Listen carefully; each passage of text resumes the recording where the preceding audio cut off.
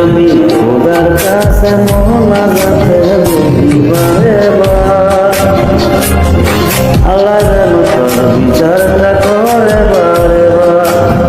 ওই আমি খোদার কাছে মোনাজাতে বলি বারে বার।